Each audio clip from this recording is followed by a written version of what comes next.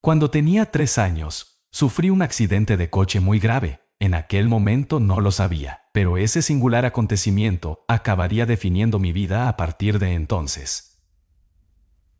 Lo que recuerdo del accidente es, en su mayor parte, un collage de comentarios pasados que pude recitarle a mi padre en los años siguientes. Nos llevaba a mi madre y a mí en su viejo Chevy Tahoe del 91 por las sinuosas carreteras secundarias del sur de Illinois, abriéndose paso entre las ramas retorcidas de los robles que se entrelazaban formando un techo trenzado. Había entrado una niebla que le daba la impresión de que estábamos conduciendo por un tubo nublado. Todo era a la vez brillante y opaco. Sin embargo, no me importó, ya que estaba en el asiento trasero trabajando en un libro para colorear. Mi madre estaba en el asiento delantero, hablando con mi padre o dándose la vuelta para entretenerse con mis dibujos terminados. Aunque yo tenía una edad en la que mi memoria estaba empezando a madurar, todavía recuerdo 2 cosas con mucha claridad del accidente. La primera fue la sensación de romperme. Recuerdo sentirme como debe sentirse un plato al caer, sin peso al principio. Luego de repente chocar con un objeto mucho más grande y sólido. El aire estalló como un petardo, y todo mi cuerpo se hizo añicos en cientos de fractales. Y luego recuerdo una mano.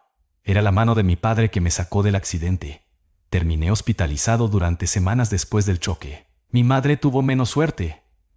El impacto la había matado instantáneamente. Como he mencionado, yo era joven, y en ese momento no entendía del todo las implicaciones de lo que había sucedido. Sabía que faltaba algo, pero era como una palabra en la punta de mi lengua o la vainilla olvidada en una preciada receta de pastel que coloreaba mi experiencia. Pero no toda ella, no como mi padre. Para él, era todo el maldito pastel. ¡Ya! De alguna manera había logrado salir con solo unos pocos rasguños. Estoy segura de que tenía un caso muy grave de culpa del superviviente, y francamente, al mirar atrás, no lo habría culpado si se hundiera en la desesperación y pasara sus días bebiendo para olvidar su pena. Pero él no era ese tipo de hombre.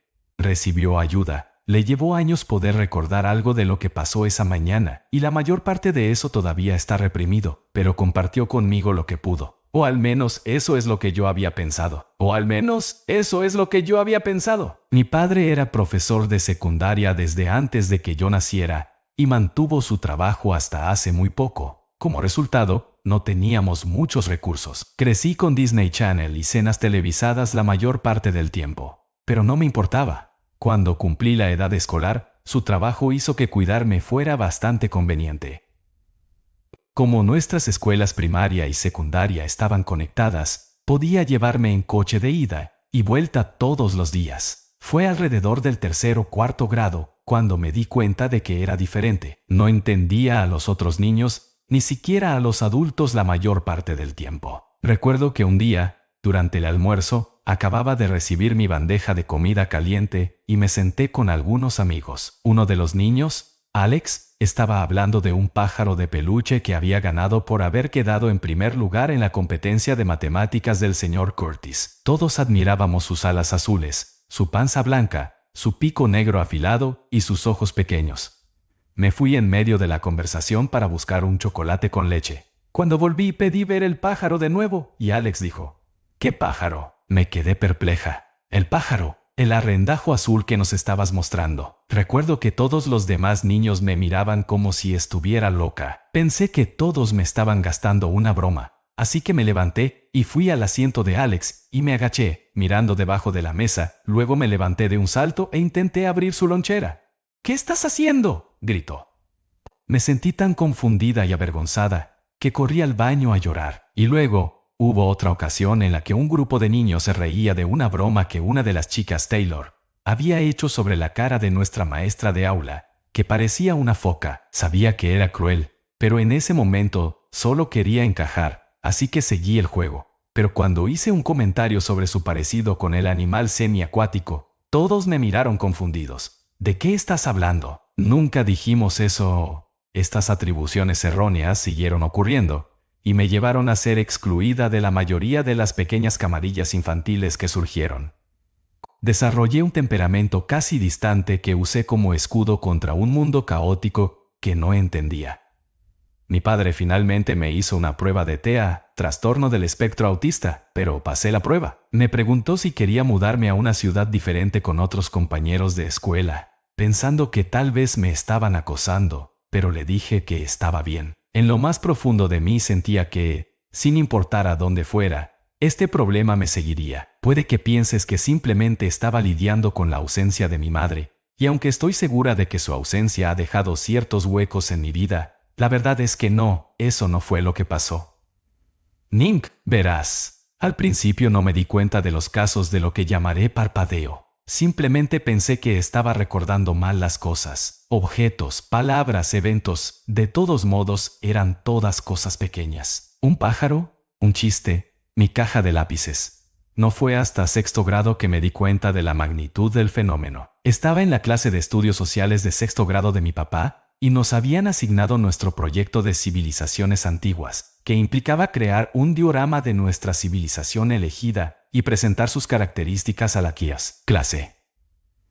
Mi amiga en ese momento, Claire, había elegido mi primera opción de la antigua Roma, sobre la que tuvimos una acalorada discusión en el almuerzo, así que me quedé con el antiguo Egipto. En ese momento, todo lo que imaginé para Egipto era un plato de arena. Sin embargo, mi papá y yo revisamos algunos libros de historia ilustrados e imágenes en internet, y realmente él construyó el proyecto para mí. En el transcurso de un par de meses, me ayudó a dar forma a 3 pirámides con pequeñas tablas de madera y un montón de arcilla, color canela. Los colocamos en el centro de una gigantesca tapa cuadrada de caja de zapatos, que servía como contenedor para el diorama. Luego compró algunos títeres de madera pequeños y los vestimos con ropa de tela, principalmente kilts y túnicas, y coloreamos sus ojos, bocas y cabello. Agregamos algunos obeliscos y algunas pequeñas chozas de caja que reunimos en un pequeño pueblo alrededor del Nilo. Finalmente, agregamos una capa ligera de pegamento donde sentimos que sería necesario, y luego cubrimos todo el proyecto con purpurina dorada. Mientras trabajábamos en cada parte del diorama, mi papá me ayudó a entender lo que estábamos agregando y por qué era importante para el antiguo Egipto. Me encantó la forma en que hablaba de historia.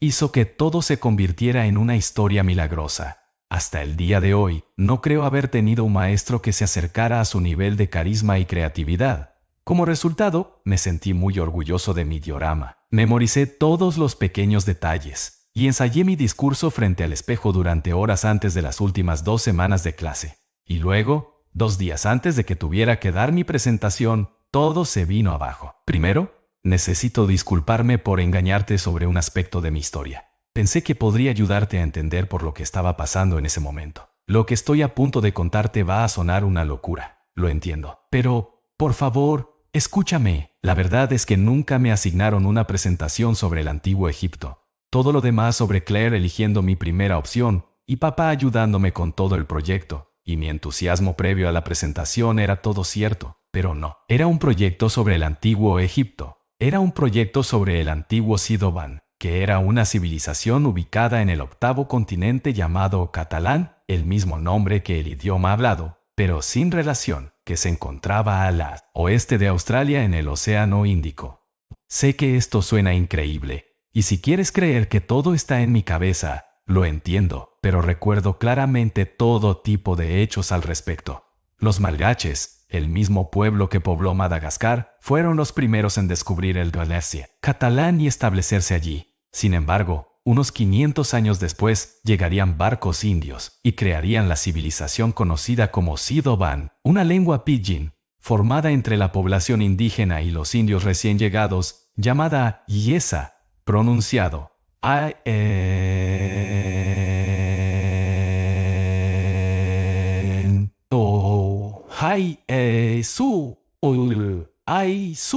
El catalán tenía un clima cálido con abundantes recursos naturales, pero Sidoban tenía una población lo suficientemente densa como para requerir producción agrícola.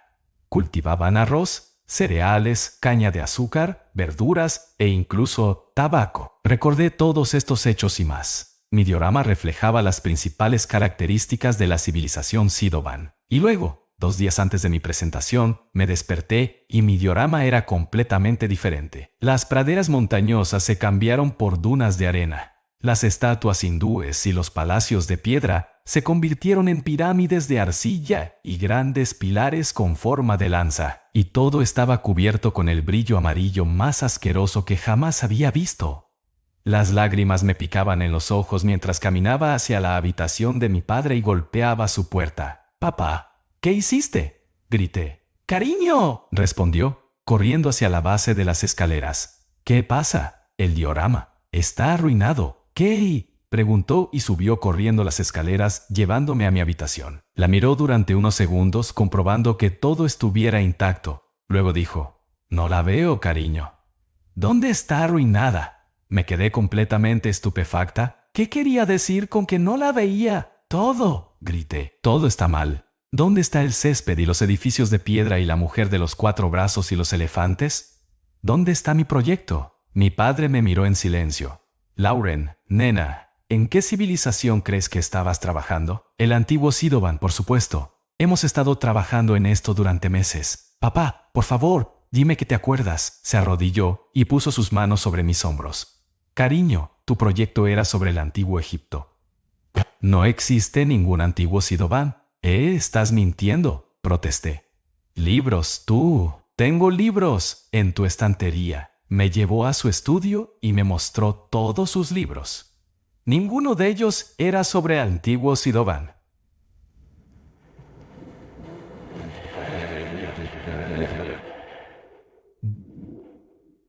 Neakadi incluso encendió su computadora y escribió el nombre de la civilización, pero todo lo que apareció fue un parecido cercano Sidón. Recuerdo sentir la repentina necesidad de vomitar. Sentí como si todo mi cuerpo estuviera bombeando ácido de batería en lugar de sangre. No, comencé. Pero de repente mi cabeza se sintió muy ligera y me desmayé. Cuando desperté, estaba en el hospital. Había perdido el conocimiento durante más de media hora. Tiempo suficiente para que mi padre llamara al 911 y pidiera que la ambulancia me transportara a la sala de emergencias más cercana. Me hicieron todo tipo de pruebas, pero todas salieron bien.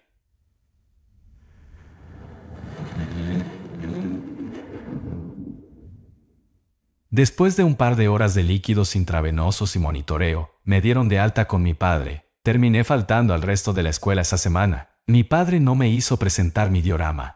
De hecho, nunca volvió a mencionar el tema. Una parte de mí estaba contenta. Solo quería olvidarlo. Todo esto sucedió, pero otra parte de mí no podía superar lo que claramente era lo más absurdo que me había pasado en la vida. Aproximadamente una semana después del incidente, traté de abordar el tema, pero cuando le pregunté a mi padre al respecto, no parecía recordar nuestra conversación en absoluto. Dijo que me había enfermado y que por eso tenía que ir a urgencias y faltar a clase.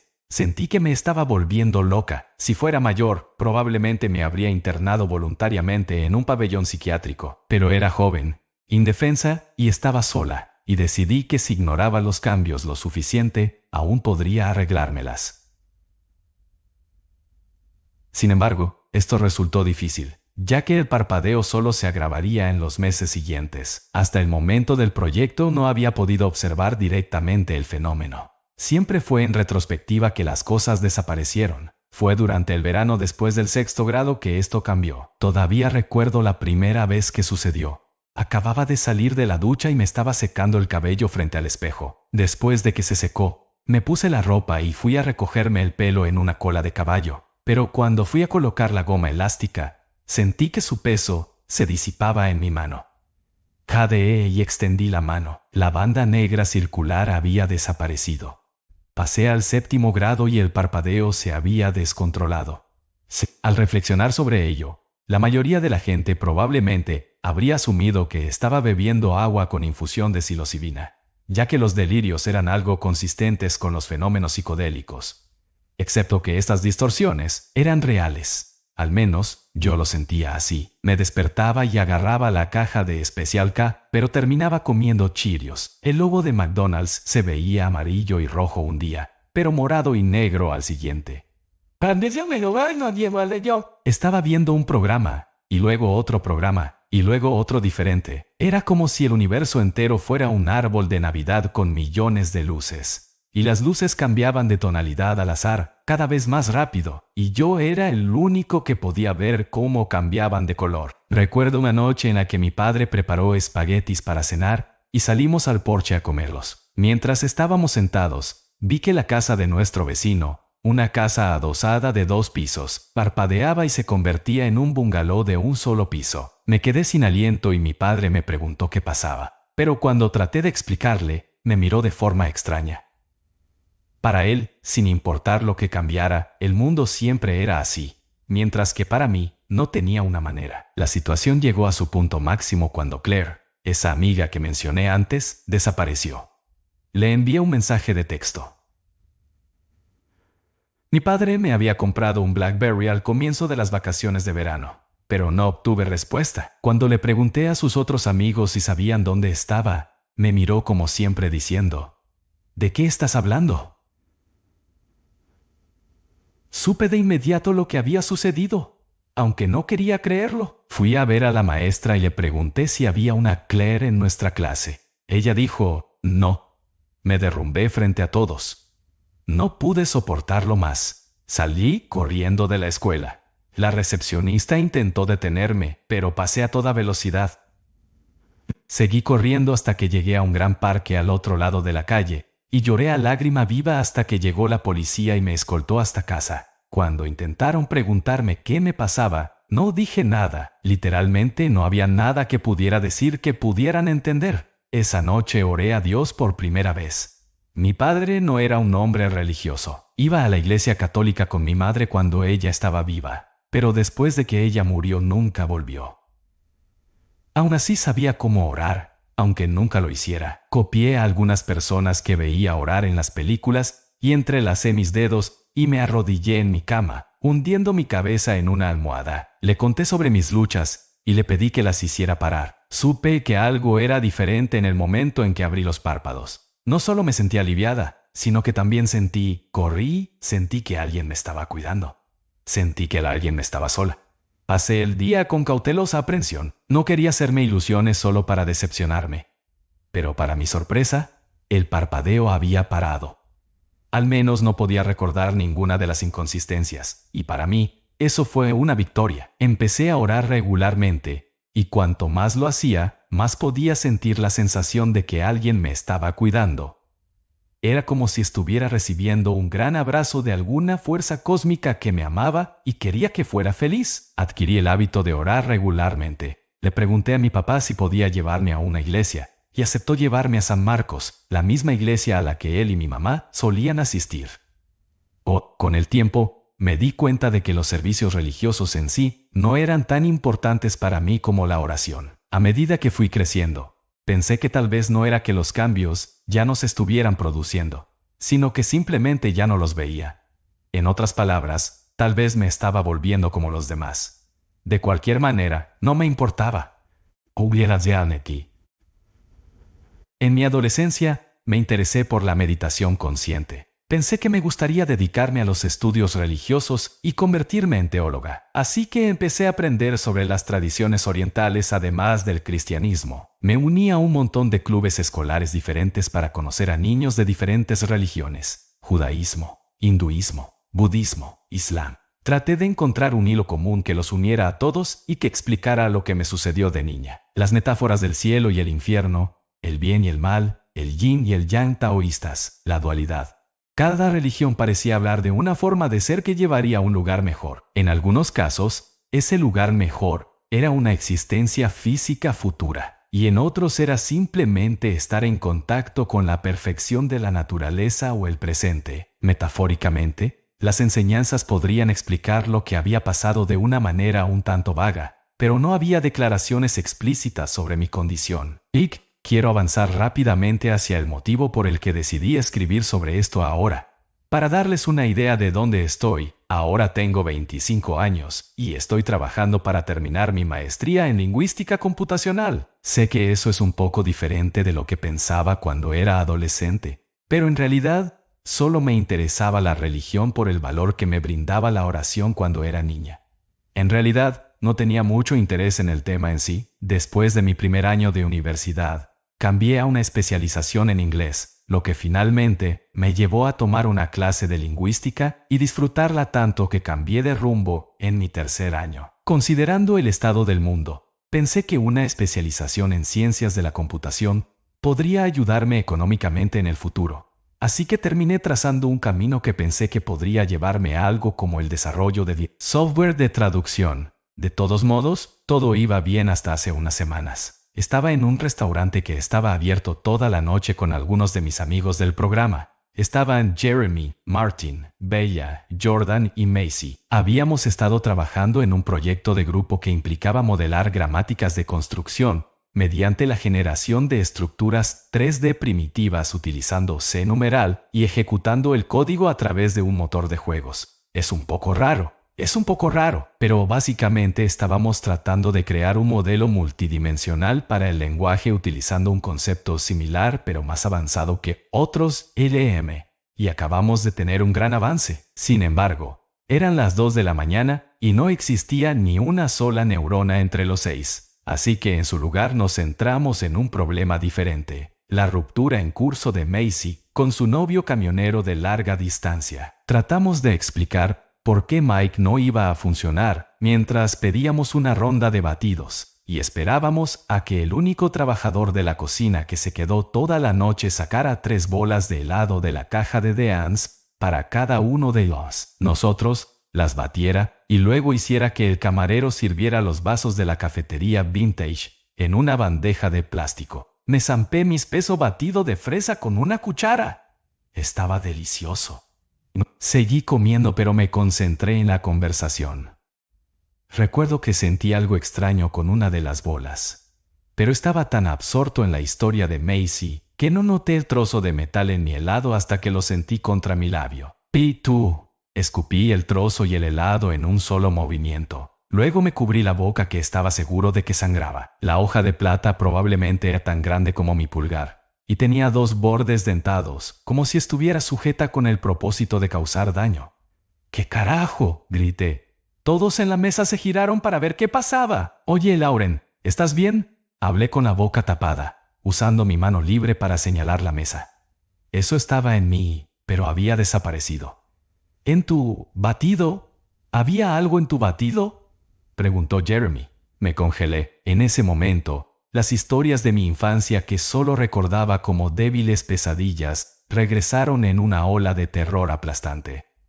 ¿Cómo pude ser tan estúpida como para pensar que simplemente desaparecerían para siempre?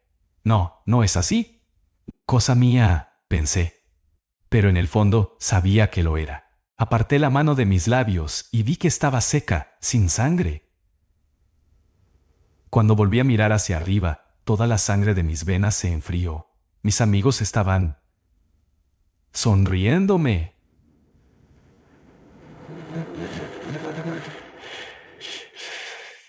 Sus labios eran elásticos como caramelos masticables, estirándose para revelar sus dientes. Podía sentir que irradiaban malevolencia, como si lo único que les impedía tomar sus cubiertos y apuñalarme hasta la muerte fuera un campo de fuerza apenas velado. El momento duró lo que pareció medio minuto. Luego Jordan dijo 2 palabras que hicieron que se me erizara el vello de la nuca. Te encontré. Las palabras rebotaron en mi cráneo, ahora cargado de adrenalina. Pero justo cuando las dijo, el mundo parpadeó y mis amigos estaban de vuelta. Bella extendió la mano y tomó mi mano. Me aparté, pero cuando vi su expresión preocupada cedí. Lo siento, chicos, creo que tendré que llamar, dije. ¿Lige? ¿Estás seguro, L?, preguntó Jordan. Pareces como si acabaras de ver un fantasma. Sí, gracias, pero yo solo... balbuceé buscando una mentira, pero cuando no se me ocurrió, Martin se puso de pie y dijo que me acompañaría hasta mi auto. Gracias, dije mientras me subía a mi pequeño Jetta 2015. Ha sido un día largo. No hay problema, Lauren. Ya sabes, si alguna vez hay algo... Lo sé, dije, pero no lo dije en serio. Algunas cosas simplemente no se pueden compartir. Conduje durante unos 5 minutos antes de detenerme en una gasolinera. Entré y aparqué cerca de la parte de atrás. Luego entrelacé mis dedos y oré durante media hora. Me disculpé por no tomarme en serio mis oraciones y pedí que me concedieran paz una vez más. A diferencia de mis años de juventud, también me dejé llevar por otros caminos de pensamiento. Imaginé a mi madre, imaginé todo el arco de mi vida, todas las pequeñas decisiones que me llevaron a donde estaba. Lloré durante mucho tiempo. Me sentí como aquella niña que pedía ayuda. Todavía me sentía tan perdida, tan fuera de control. Faltaban tantas cosas y estaba tan confundida. Entonces decidí hacer un viaje de regreso a casa y visitar a mi padre, que ahora trabajaba como tutor privado. Ganaba lo suficiente, preparando a estudiantes adinerados para el LAC y el SAT, como para poder dedicar su tiempo libre a perseguir sus verdaderas pasiones: leer y escribir. Cuando llegué a su puerta ese fin de semana, me recibió con los brazos abiertos. «¿Cómo estás, niña? ¿Cuánto ha pasado? ¿Un año o algo así?» En realidad fueron más bien 2 años, pero no se lo dije. Solo sonreí y asentí. «Bueno, pasa». La casa estaba casi exactamente como la recordaba. Pisos de linóleo, paredes beige, algunos cuadros dispersos, el aroma de la manzanilla. Todo minimalista. Había un aire pintoresco, una belleza en la forma en que todo parecía estar bien cuidado y en un lugar perfecto. Desde las sillas de madera de cerezo en las que nos sentábamos a comer hasta el sofá de 2 plazas de color crema, me sentí como en casa. Pasé el viaje pensando en lo que le diría a mi padre, pero al final no estaba segura de lo que le diría. Amaba a mi padre, pero creo que al crecer era fácil verlo como un ingenuo. Después de todo, podría decirse que los episodios más importantes de mi infancia eran completamente desconocidos para él.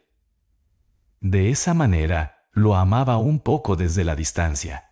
Tal vez la pérdida de mi madre también influyó en eso. Tal vez solo tenía problemas de confianza. Y después de lo que pasó en el restaurante, afortunadamente, no había pestañeado desde entonces. Me quedé un par de días y me mostró algunas de las diferentes cafeterías donde daba clases particulares a niños o escribía algunas de sus historias. Conocía a algunos de sus amigos, en su mayoría otros maestros jubilados o a tiempo parcial que estaban en una situación similar en la vida. Estaba feliz por él. Luego, el domingo, me preparó mi comida favorita de la infancia. Era la combinación perfecta de cremosidad, sabor y dulzura.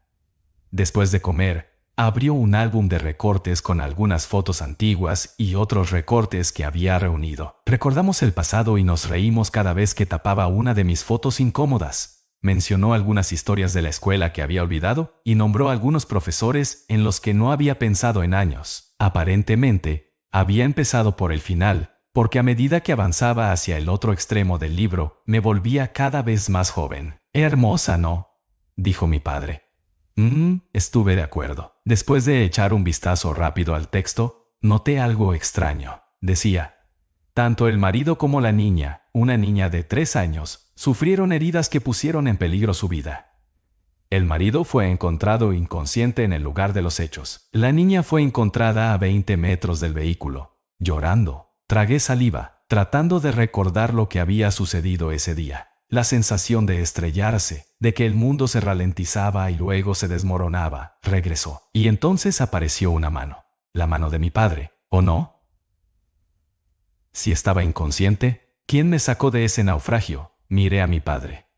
Estaba sonriendo. Me levanté de golpe y comencé a retroceder lentamente hacia la puerta. No, tú también no. ¿Qué es esto? ¿Qué está pasando? ¿Quién eres? Mi padre, o lo que sea que lo estuviera controlando. Se rió.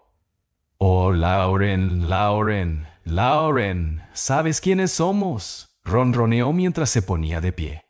Levantó las manos y las luces comenzaron a parpadear, y luego a doblarse de una manera que no debería haber sido posible. Unas figuras oscuras comenzaron a propagarse desde las sombras, a lo largo de las paredes.